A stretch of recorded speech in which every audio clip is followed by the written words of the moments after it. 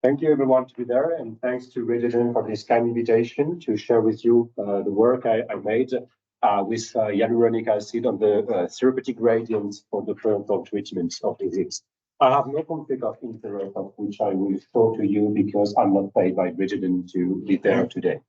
So what is a therapeutic gradient in paleontology? I mean, in the therapeutic gradient, what we want is the most efficient treatment in the better way with the most comfort for the patient.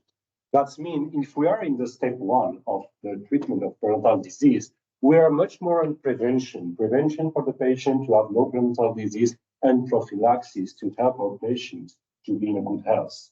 When we arrive in step two, where we have the disease, we can use some ultrasonic treatment for the step two without any manual instrument, without removing this granulation tissue. And I will explain you why we want to preserve the granulation tissue. And then we will speak about the removal of this granulation tissue by some new tools and what we can do and why we want to remove sometimes this granulation tissue in step three. And in this step three, we could have some minimal invasive non-surgical treatment. We could have some endodontics treatment. We could have some minimal invasive surgery. We could need some orthodontics treatment. Of course, before the step four, sometimes we are in failure where we have prosthesis and implant because we are not able to preserve the teeth of the patient. And we always work from the preservation to the regeneration of the periodontal health of the patient. And in 2011, thanks to Rivero, who presents the first time the minimal invasive non-surgical treatment for the periodontal regeneration. And that's why we will talk about this today, sorry. But before to speak about the removal of granulation tissue, we have to understand what is a periodontal disease and what are the 4 steps of the periodontal treatment. Because sometimes people say, I want to remove this granulation tissue. And sometimes they say, no, we want to preserve the granulation tissue. So what? What are we doing today, every day in our practice? We have the patient, we have the host. The patient has different immunity. It's not always the same patient. And we have the therapeutic alliance. That means the capacity to the patient to be efficient in prophylaxis.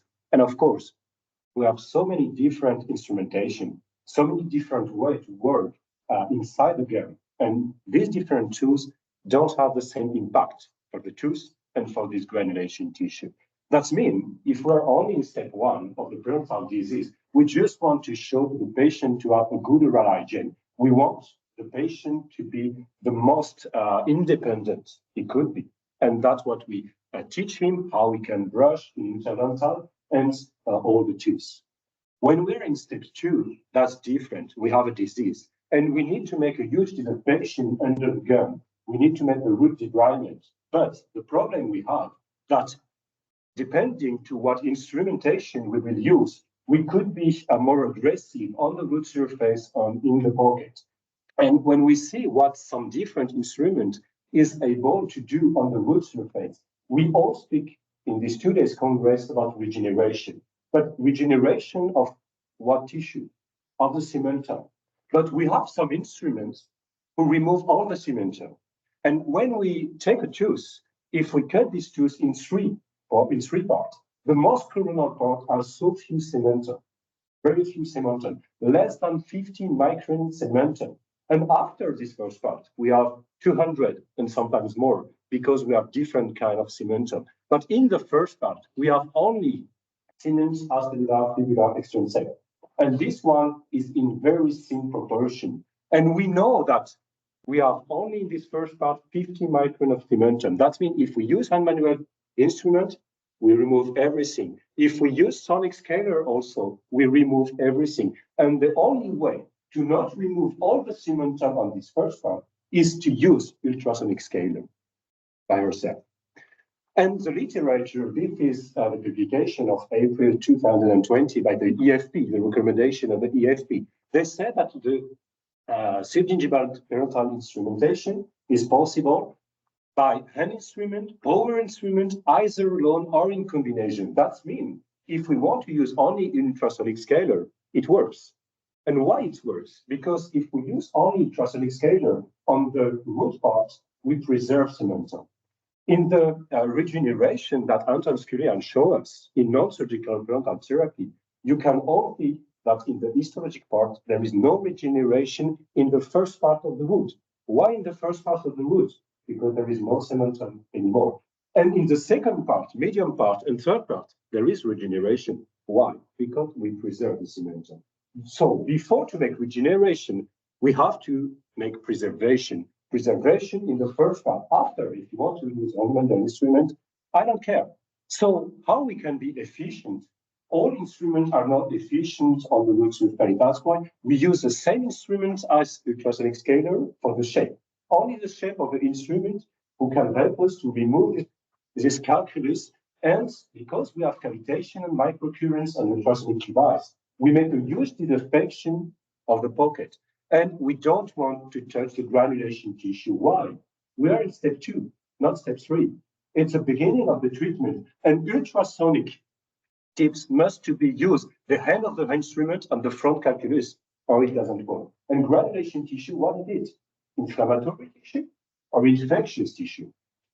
Of course, inflammatory tissue. That means if we remove this bacteria, biofilm, we will have a good cicatrization. We will have a maturation of this granulation tissue. If I remove it, I will have a blood clot. Then I will have a new granulation tissue, then the maturation and the cicatrization. That means I want to preserve this granulation tissue. But most of the time people say, yes, but it's not efficient only with the ultrasonic device to remove the calculus. And that's why I need my unmanual instrument to feel what there is inside the pocket. That's dependent on the instrument you use. If you don't know how to use this kind of instrument, it won't work, because here it's not the hand of the instrument on the front calculus. If you know how to use it, the best way is when we use this kind of instrument, there is no analgesia, no injection, nothing. Even in deep pocket, 7, 8 millimeters deep pocket, no analgesia, no pain for the patient. Why? Because these kind of teeth are very efficient at 30% of the power of the generator. When it's normal teeth, it's 60, 70%, and it's very painful for the patient. And that's why everyone puts some analgesia to treat the patient. But the second step, what we need to know that we want to preserve the granulation tissue, we want to preserve the cementum, and we want to potentialize the healing of the patient. This is a patient, this is a periodontal disease. And when we look at this patient, we are in stage 3, grade C. We have huge bone loss, we have 7 millimeters deep pocket, we have lots of calculus inside the gum. So what we are able to do, we're able to, in the step 2, we're able to do the root scaling, the root debridements, you can call it as you want. And you can see that here we have 8, 9 millimeters deep pocket, and we are able to treat the patient without injection, without analgesia, without everything. Why? Because with these kind of tips, 30% of the power of the generator, we are able to remove the calculus, and because of the drop water at the end of the tips, we have cavitation, we have microcurrent, we have used disaffection, and we don't touch this granulation tissue. We only treat the root surface, and we remove the biofilm, and we remove the calculus, and there is no pain for the patient. It's more comfortable than a normal scaling. Why? Because the power is very less on these tips. Of course, we teach the patient how to be efficient every day in his daily practice. And this is the result just 6 to 8 weeks before the treatment, 1 hour, full month treatment. Just 1 hour, no antiseptics, no antibiotics, no mouth rinse, nothing. Just we teach him how to be efficient. Of course, after just 6 to 8 weeks, there is still some little pockets. It's not finished. What we can do, it's the first revelation. We are again in the step 2. So we retreat just locally, the pocket, as we do it in the first time. This is after the second time, 3 months later, just 2 times treatment, 1 hour and half an hour. And this is from left to right, the beginning and the end of the treatment, and it's finished and it's done. This is the normal, the basis treatment of all periodontal patients we make every day since more than 10 years. This is the normal treatment, and we don't need anything else. But, and there is always but, sometimes it's not as efficient. Here is another case. Here, it's a treatment we did this 3 years ago in Quintessence It's a book on this kind of treatment. Here you can see that there is a infragonal defect. We have a huge periodontitis. This is the result, and even the infragonal defect is repaired.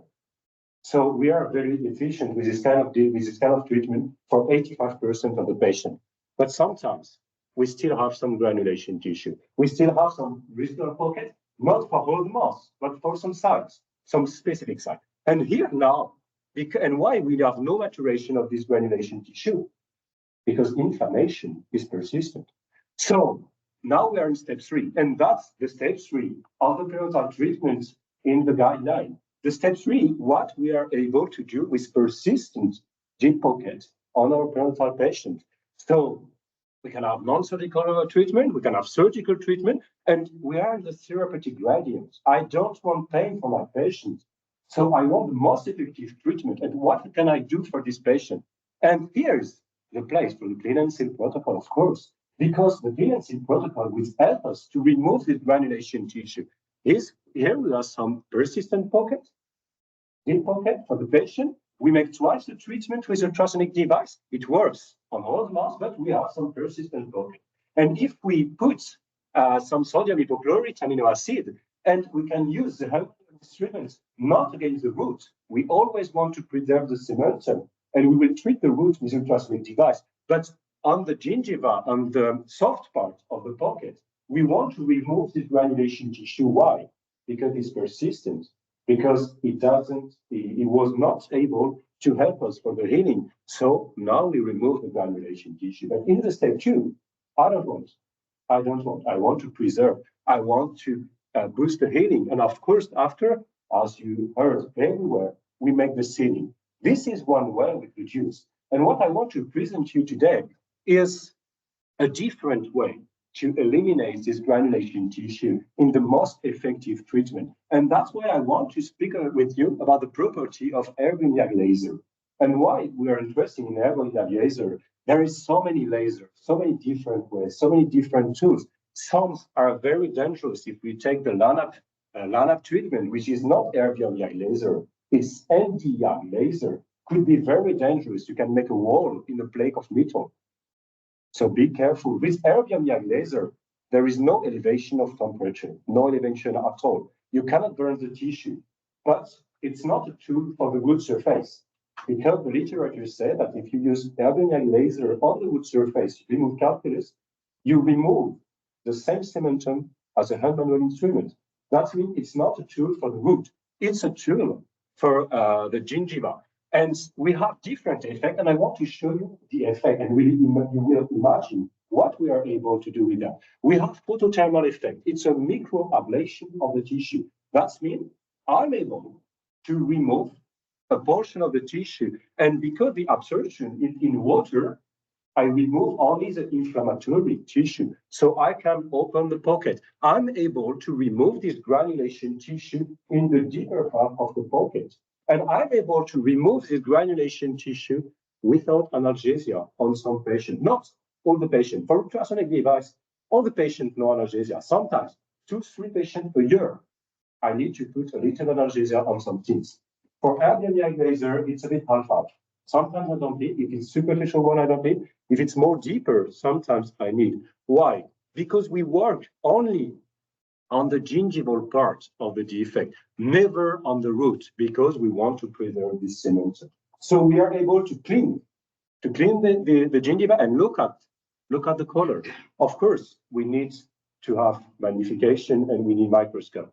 Only in microscope you can see everything. Yeah.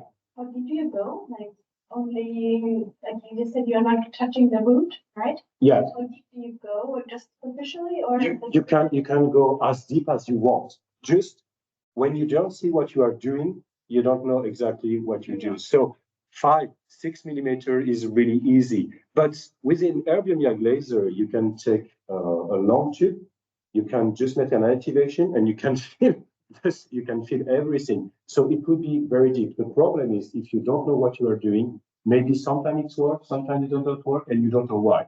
So we have to see what we are doing, and that's why it's interesting. But it's not the only effect we can have. We have photomechanical effect by significant agitation. That means it will help the biofilm to be removed. So you can see the agitation here, but you can see also on the other tooth, because it's very, very efficient. The cavitation of erbium YAG is 100 times bigger than for ultrasonic. But why I don't want to use erbium YAG for all my patients? It takes too many time. 4 hours for the whole month, too many time, and it removes granulation tissue. And what I say to you, I want to preserve this granulation tissue. But the best part of erbium YAG laser is this part. The vaporization is according to the water load.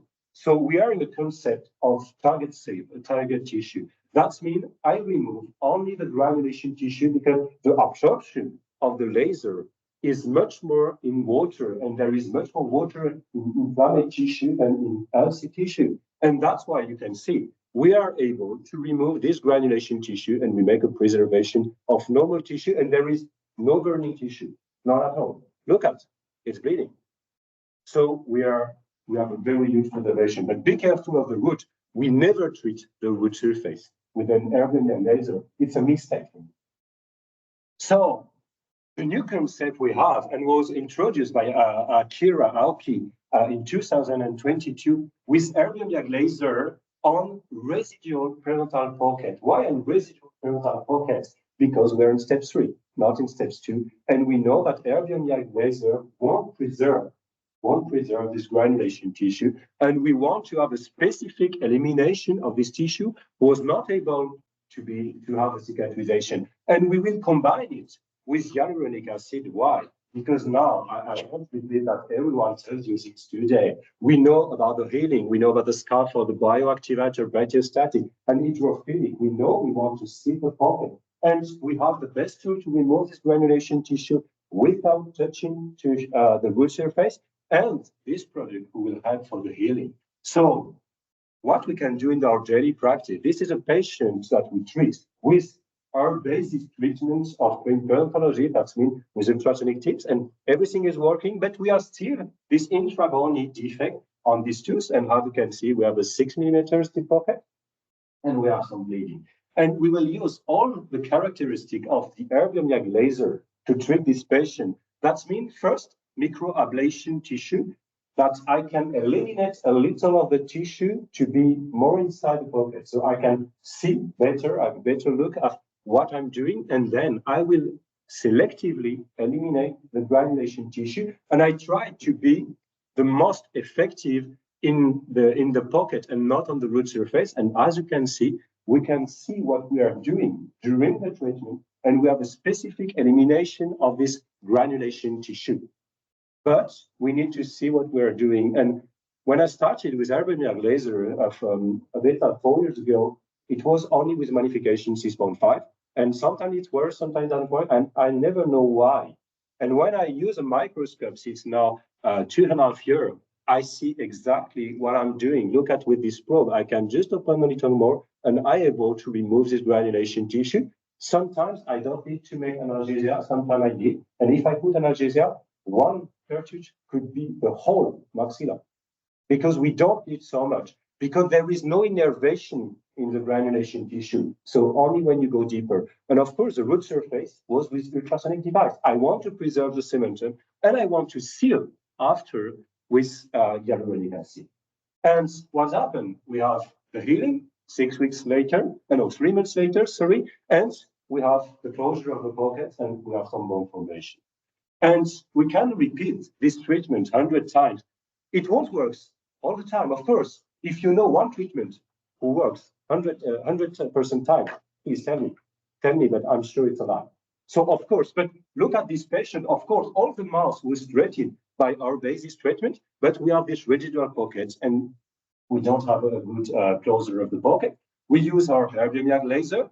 We just want to remove the granulation tissue. If you want to use clean and seal, it's possible. Just be careful of using the hammer instrument against the gingiva and not against the roots. We just make a little frenulum and we make hyaluronic acid. This is the healing at 6 weeks. We just have very thin tissue here, so we want to reinforce. And when we want to reinforce, look at the remineralization. Just with hyaluronic acid, just with the elimination of this granulation tissue in residual pocket, We make a graft from the tuberosity, just immunization, very easy. And here is the tissue, and here is the following is set for the patient. So we are able to be very, very efficient. But please, don't think it's only for intra-body defect. You could use this every time you need, and you could use it with Airbnb laser if you have 45,000 euros, or you could use it with clean and seal. Of course, it's a bit less expensive. Of course, this is a patient I treat. Normal treatment for this patient. Success, but not here, because after 2 times, we still have some residual pocket there. Okay, so for this residual pocket, I need to use a tool which is able to remove the granulation tissue. And if I remove the granulation tissue, I want to promote the healing. So I can use hyaluronic acid because it's really efficient. And here's the result. But don't think that aerodynamic laser and hyaluronic acid are magic. Nothing is magic. And this patient, it couldn't work like this. Why? We have a tubal defect. If we have a tubal defect, there is no stabilization of the blood clot. And if the blood clot is not stabilized, the regeneration or reparation or everything you want is not possible. Of course, this is microsurgery. But look at the tissue, the healing of the tissue using hyaluronic acid and microsurgery. But you can go to see Andrea Pedoni for this. And this is the cicatrization. So how we can manage in our daily practice the use of hyaluronic acid and the elimination of granulation tissue. Here's the patient. Here is, sorry, it doesn't work now. Oh. I think something is okay. Here is a 15 millimeters deep pocket. This is the result after ultrasonic treatment, This is the result after LVOGAM laser on this part. But there is still residual pocket 7 millimeters. Why? Because of a defect, tubal defect. So don't imagine that we make some magic thing. Nothing is magic, all biology. We want to preserve this granulation in tissue in the stage 2. We want to remove it in the stage 3. Why? Because we need to promote the healing and to promote the regeneration. And that the healing we can have every day. So in minimal invasiveness, in non-surgical frontal therapy, for me, it's not to use some better magnification and little instrument. Of course, we need little instrument. Of course, we need huge magnification. But it's to think about the biology. In first time, I promote the healing by preserving the granulation tissue in steps 2. In step 3, it doesn't work. I need to remove this granulation tissue, and I have different way to remove it. But when we remove this granulation tissue, because it doesn't work first time, of course, we have better results. So that's what I want to share with you today. And of course, at the end, we arrive at the step 4. Why? Because step 4 is the long-term maintenance. And of course, it's the key of the cicatrization of all our patients. So that's why I want to share with you, because we have new tools for better regeneration. Thanks for Resident to this kind invitation. And I hope it was interesting for you. And if you have some question, I would be pleased to try to answer. Yeah. I think if we are my question was like 2 pictures back. You were showing the treatment of the 4.1, I think it was, and you were like doing like horizontal incision. Like, yeah. Do you always do that when you have a two walls? No, not at all. The picture before, it was entire preservation papilla, and because we manage lots of conference, lots of different topics. Once when I love entire preservation papilla when it's possible, and we manage with some game graft. But this is a cast. This is a cast, and it's like endodontic treatment. And people, when I speak, there is different way to make the incision. We just want to preserve the papilla to have less shrinkage of the gingiva, and I have no picture at all of this kind of surgery. So I just choose one patient and I say, okay, this kind of incision is possible. I could make an anterior preservation papilla, and most of the time that's what I will do. And this kind of time I say, okay, I will change just to have a nice picture. And when people say that what's the ACAST or NIPSA, because it's a bit the same, one is the gingiva, one is the mucosa. So it's, for me, it's like same. Okay. And I say, okay, this is it. So you can manage by this time, but it's more difficult than anterior preservation papilla. Yes, because when you have to go in this way to go up with all the granulation tissue. It's really it's more difficult because of attached gingiva. And when you make just a vertical incision, it's really easier to manage. In my head, that's the only reason. Yeah. And use like bone material. Like Yeah, it was not the topic of the Thursdays. Well, that's why I don't explain. But in a two-wall defect, you have to fill the defect. You have to have a scaffold for the healing of the regeneration. So here we applied hyaluronic acid on the root, and me, I'm a lover of PRF technique. So I make sticky bone with PRF because it's stronger, and it's really stronger than with just hyaluronic acid. So we make blood, I don't know the word in English. Yeah, thank you. And after we make centrifugation and we mix with allograft or porcine xenograft as you want. And after we put hyaluronic acid, we put inside and we put hyaluronic acid after upside and we clone everything. So that's the way we manage infra-body defect. membrane as well. Yeah. Sorry? Membrane as well. No, never. We never. But it took the Yeah, we never need the membrane. No. Even with PRF, we just use liquid PRF and the juice of the membrane, which are scratched, just to have coagulation very quick. Because we don't need the membrane is not the membrane normally is just for the stabilization of the clots. But if you just put a membrane like this, it doesn't stabilize those things. That means you have to put suture, you have to put something. When you put hyaluronic acid or when you put PRF, everything is just sticky. So you don't need a membrane anymore. And it's really easier when you want to fill a defect. But the difference with hyaluronic acid and PRF, hyaluronic acid, it's sticky for the instrument, so you can put on the instrument and the instrument like this, you can go to the mouth of the patient, but what you want to feel, it's go out a little. That's why in GBR, they say, we put just a little, we make the sausage, and we inject inside. With PRF, it's very strong. You take scissors, you cut the block you want, and you put inside and you feel. So it's a bit different, and that's why I use both today. One for regeneration and one for blood stabilization. That's my way of thinking. Other question? Thank you very much.